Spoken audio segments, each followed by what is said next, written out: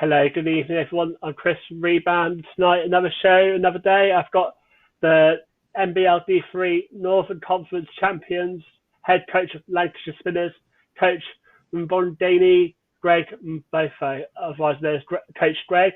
How are you today, Greg? Thanks for coming on the show. No problem. Thanks for having me. It's just a normal day under these circumstances so far, but yeah, just getting on with it.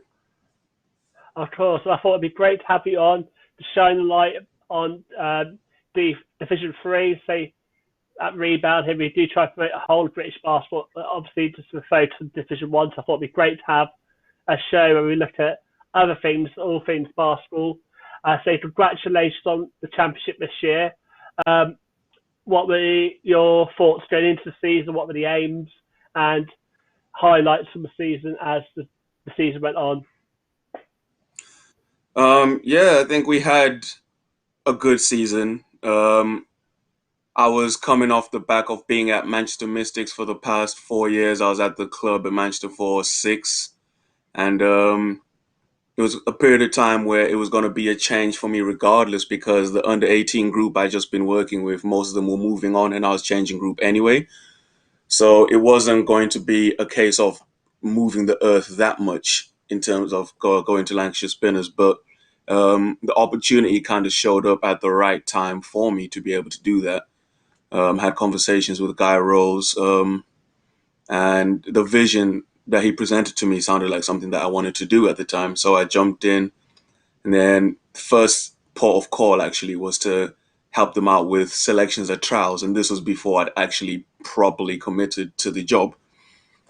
And I was impressed with what I saw. There were a good few guys there, a lot of local guys, and the standard was actually pretty high. And it gave me a platform from which to work with. And from there, the first sort of roster we had is nowhere near the roster we actually started the season with, actually, because we made a few moves behind the scenes recruiting wise as well, and brought some guys in, some guys who've been with the club previously, some guys who hadn't played for a while, and some guys who were more or less looking for a fresh start, not much unlike myself. So it was Of course. just great timing for us all to be able to end up in the same situation at the same time. Am I right in thinking it was like a clean slate for the club, wasn't it? So they sort of been out the league for a season or two. So in D1, sort of the 17-18 season, then there wasn't much about them since. So obviously it's a great opportunity for them to now climb the leads and see how far they can go in essence. Yeah, it's almost as if there's over the history of what is now Lancashire Spinners, there's pretty much been four different versions of the club. As you say, 17-18 was a tough season, going winless in all competitions and suffering what would have been relegation, but it didn't happen for the simple reason that the club didn't enter the next season. And from there, while that happened, they didn't sit back and feel sorry for themselves or wonder what went wrong. There was a lot of assessment going on behind the scenes from what I've come to learn, and they decided to update the sort of business model, as it were, and really have a core set of principles that they wanted to stick to get back into the National Basketball League at the bottom tiers, which is what we did this year. And it's been a lot of work that happened behind the scenes. The club are definitely committed to supporting us in what we wanted to do. Clearly stated goals there. There was no pressure from a club level to say this is what we want you to do results wise. That came from the players. The players are the ones that said, "Look, this we want to get out of this league. First opportunity, let's go and do it." And to be fair to them, they committed to that every week in practice. You could tell what their objective was. It wasn't a case of having to crack the whip, as it were. They wanted what they wanted and they went after it. And, the only unfortunate thing as far as that goes is that not having the opportunity to test ourselves against the best of the rest of the country in playoffs. Obviously, most people in Division 3 would have been aware of what Northampton Titans were achieving down in the East. And by brackets, that would have been a potential semi-final matchup if we both made it that far. And I think, that would have been pretty much the most intriguing game of the whole playoffs up to that point. Definitely, and it's a shame there's no playoffs, but maybe sort of pre-season you guys should do like a mock tournament and see how those sides would have played out. Um, so what's planned for next season? Is it still sort of at the thinking stage, or do you guys plan to apply to be in Div 2 for next season? Yeah, that's definitely the plan to apply for Division Two. We believe we fit the criteria for that, and so we're definitely going to carry on doing the work we've started as far as that's concerned. Basketball wise, we've been doing a lot of planning in terms of what the roster is going to look like, the players we want to bring in, the players we want to retain. And we're quite at an advanced stage with that so far. But obviously nothing's finalized at the minute because the situation around the country is just fluid at the minute. And also you never know really who may or may not become available for you that you're just unaware of at the minute.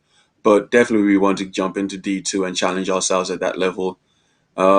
Depending on where BE draw the boundaries, I mean, hey, you had two Bristol teams in Division Two North last season, so there's a chance that maybe Northampton could be in Division Two North. Who knows? But listen, we definitely know that they're a good outfit. We have a lot of respect for them. We have a lot of respect for everybody in Division Two. But we know what we have. We know what we're capable of, and we have a lot of self belief in that we can compete at that level. I'm glad you mentioned about the North and South because that was a new thing they brought in this year, didn't they? To separate the division into a North and a South conference. And I think on paper it's a really good idea. Just say you touched upon it yourself. People have worked hard behind the scenes to get the product that people see each Saturday as effect. But do you think having the North South is good? Because obviously, it from resources wise, obviously it's cheaper to go to a club that's nearby, but then it must be really hard to be to draw the lines. Like you said, they had Bristol in the north, and most people probably say, "Oh, Bristol's not north," but it's actually what teams you have and how do you make it the most appealing competition. Do you think they should still keep with the north-south divide, or maybe go back to how they had it the year before?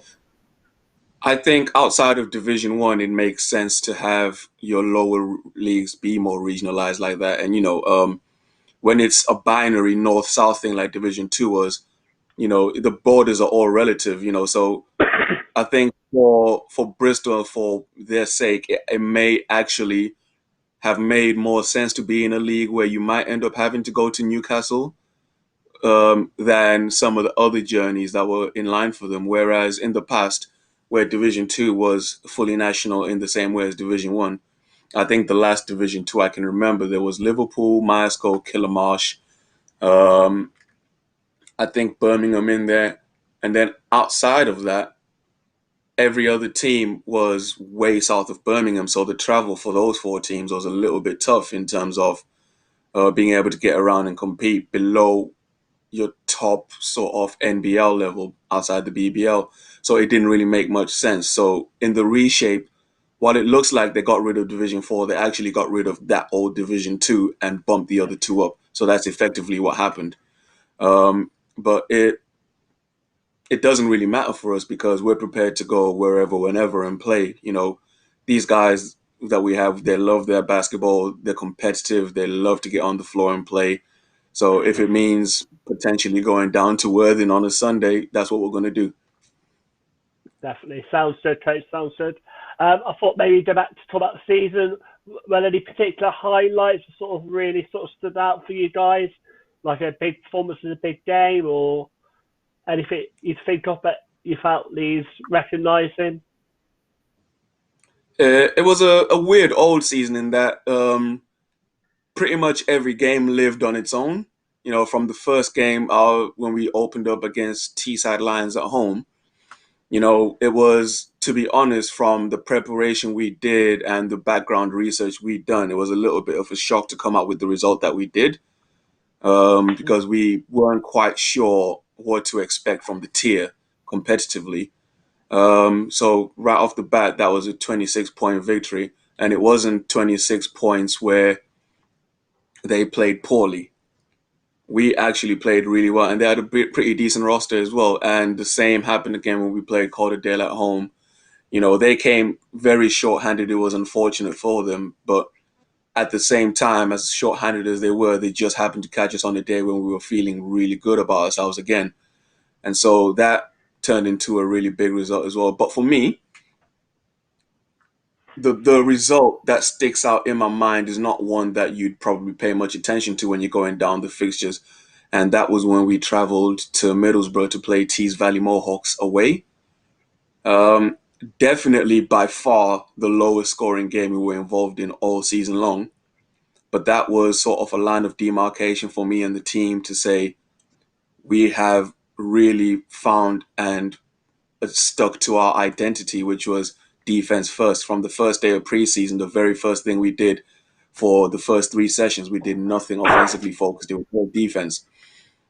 So being able to go to that team with the players they had, which by the way included Charles Smith, um, to keep that team below 50 on their home court on a day where we couldn't have thrown the ball into the ocean ourselves, that was a clear sign of who we'd become, and that would be, it'll stand us in good stead for the rest of the season in terms of what we value.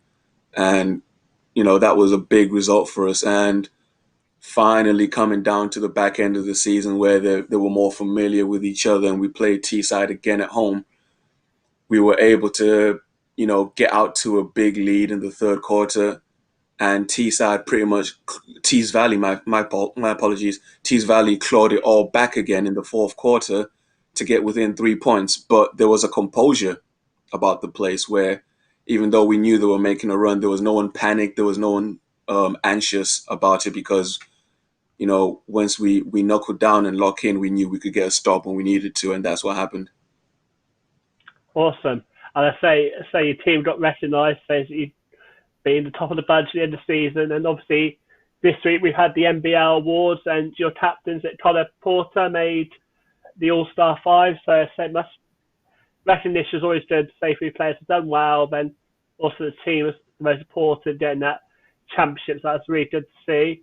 I thought maybe we'd talk a bit about, maybe people might not know that you've also started your own podcast. I wonder if you want to talk a bit about that while you're here, so sort of promote that. That it just sort of coincided with the lockdown happening. But it's a project that we had in mind for a while. Myself and a friend of mine, Michael Case, who's also a basketball coach, but it's not actually a basketball. We just get together on a Sunday after the week's happened and we speak about whatever stuck out to us that week or whatever it is that we think needs to be addressed. And, this week we had our first guest on, which is Ishmael Fontaine of the Worthing Thunder. Again, yes, we saw about basketball, but that wasn't the focus. He's a very, educated man, and he's well spoken as well. He knows how to put his point across. So that was great to have him on and get his perspective on some things that we'd been talking about. So it just happens to be filling time for us at the minute, but it's something that's going to be ongoing even throughout the near future and the distant future if we can. Because I think there are some things that you may have in your mind that you never quite speak about in public. So sometimes when you have empty time in your day, it can be valuable to just sit back and you feel like you're in a conversation with someone else, even when you're not there, just listening to a podcast. Because that's my experience from listening to podcasts in the past. Definitely, I say it's also such an important time at the moment, but we not distract ourselves, but actually focus on what's important. Like, this virus will come and go, but actually we still need to keep some sort of normality and have normal conversations, because otherwise it can be quite a lonely world if we're isolated. So it's great to see that people use this lockdown to still effect to have some good topical debates and discussions. I say this channel itself also took the opportunity, so it's great to see more people out there making the most of this time to say it's important that we have a bit of positivity, and we also sort of be human and discuss basketball, general life. So it's great to see, and I definitely will post a link to it on the comments so people can have a look at that as well. It'd be great to listen. So I say it'd be great chatting to you, and hopefully we'll see you guys in D2 and see how you guys get on, maybe against the the rivals, you say, Northampton. Both teams did really well this season. Maybe we'll see how they get on. I thought last time, a few times down the desk on, we sort of talked about what they're doing to help them get through this. Obviously, you've got your podcast, but I didn't know whether, as you say, you're in advanced talks with your team about what team you have. I was wondering maybe what sort of exercises or things you do to sort of help keep the players keep as fit as possible. Any advice you have for them? We have a fair few guys in the team who have a background in fitness, actually. We have Omar Abbasi, who's a recently qualified PT, Josh Horton, and our S&C coach, Sam Graham. He regularly gives us stuff to work with.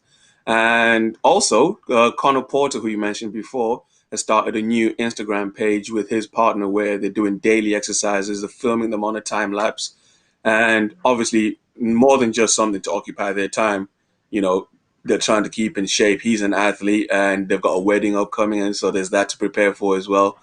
And there's always something to do. Over the past week, I've been doing my own garden exercises, obviously, just trying to get some kind of a burn for these calories I'm taking in while I'm sitting in my room doing work. And tell me about it. Every day I'm on the couch. It's like you need to keep going. Yeah, Keep but active just as to well. round back to Connor Porter for a second, there's a bit of symmetry with that because he was actually the very first player to commit at the start of the season of the off season to what we were doing. He was literally the second that trials finished. He said, "I don't know if you want me or not, but I'm here if you want me. Don't even ask me the question. I'm there. So if you want me, I'm there." That was I what he just said. raised the window because I got the horns going on. I think it's some sort of the tractor carers thing. So I live right by the dockyard, so I'd hear all the boats going off. Sorry, carry on. Oh well, at least they're keeping you entertained. Yeah. So They are.